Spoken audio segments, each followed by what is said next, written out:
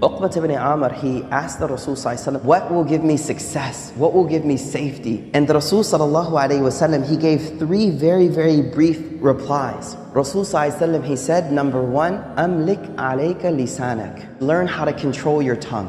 One day, Umar ibn Khattab walked in the masjid and he saw Abu Bakr radiallahu anh holding his tongue. So he just says, like, what are you doing? Why are you holding your tongue? He goes, this thing has put me in so much trouble. How many households have been destroyed because of a tongue? How many communities? Imam Shafi has a poem where he says how many people are in the graveyard because of their tongue. So Rasul sallallahu alaihi wasallam, he says, amlik alayka. An interesting thing about the Arabic in this is he says alayka, as if it's against you. Protect yourself against this thing that will really mess up your life if you don't control it. Imam Shafi also said if there's anything that deserves to be in jail for a long time, it's the tongue. So just the first advice is that the aql should be in front of the tongue. What happens often is that the tongue speaks and then we go, oh, what did I just say? The reason a word is called a lafadh, in Arabic, lafadh just means to like throw something, right? Because it's like an arrow. Once you shoot it, you can't get it back. You say something to your daughter, your wife, your brother, your sister one time, the rest of their life they'll remember. You can apologize for 10 years, but it stays there. And that's why Imam Shafi says, the cut from the sword will heal, but the cut from the tongue will never heal. The way we learn how to speak. You know how when you have an infant, a toddler, and we celebrate speech, we're like, the first word, and then they never shut up after, right? So they say the same way we learned how to speak and we focus so much on how to speak, we also need to learn silence as well. You know, remember when we were small, we used to put kids in timeout? Timeout, don't say anything, just sit there quietly.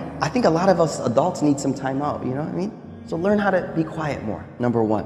Number two, Rasul sallallahu alaihi wasallam said, "Wal yasa'ka baytuk." Beautiful advice. Make your house enough for you. Meaning, make the house a place that you're comfortable being. Being there, being with your children there, being with your wife there, being with your family. Just make your house comfortable for you, enough for you. Not this mentality that we always have to be outside of the house. No, be at home. There's less fitna at home. You go to the masjid, salli, back to the house, go back. Be there, be with your family. We all know the incident of ifk. Ifk was when our mother Aisha radiallahu anha was accused of fornication. And rumors about her had spread throughout the community. And we could imagine how that would feel to be someone like Aisha in that state where everyone is talking about something. And then I want you to imagine you're her father, Abu Bakr. Like, what would it feel like to be a father of that type of rumor spreading around community? The hadith tells us that Aisha, first of all, didn't find out about the rumor for a while. When Aisha radiallahu anha found out, she immediately asked the Rasul sallallahu alaihi wasallam, could she go back to her mother and father's house? So Rasul sallallahu alaihi wasallam said, yeah, go. When she walked in the door, she was very distraught. And the hadith says, she walked in the house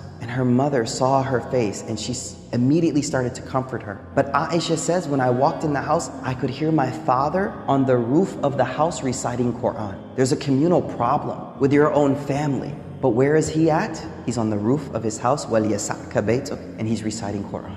Now that doesn't mean he didn't do anything to try to fix it, but I think sometimes we need to realize that sometimes the most I can do is focus on my relationship with Allah. And that's what he was doing. He wasn't being not active. He was saying, you know what?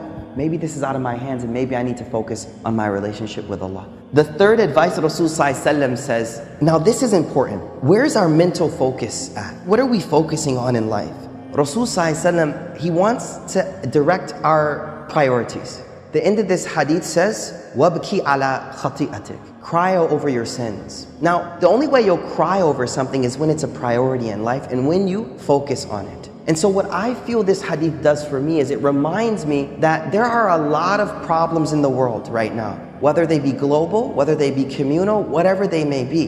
But the thing that my heart should be primarily preoccupied with are my sins. How many of you have actually today thought over your sins? I think if we were honest, only a few of us may have actually sat and thought over them, let alone cry. See, we won't cry over them unless we actually take the first step and mentally prioritize them and think about them. One of the major problems we have is we're focusing on other people's uyub and not our own faults. So let your own faults preoccupy you from the faults of other people. Focus on your own ma'asi, your own sins. So 3 things. Number 1, let's control our tongue. Think about what we say. Number 2, be comfortable at home. Number 3, focus on your sins. Go to sleep, think of what did I do today? And say, Ya Allah, there's a lot I did wrong today. Wrap that up. Don't go to sleep with that staying there. Don't go to sleep with those sins just sitting there. No, before you go to sleep, do that tawbah, clean those out, inshallah.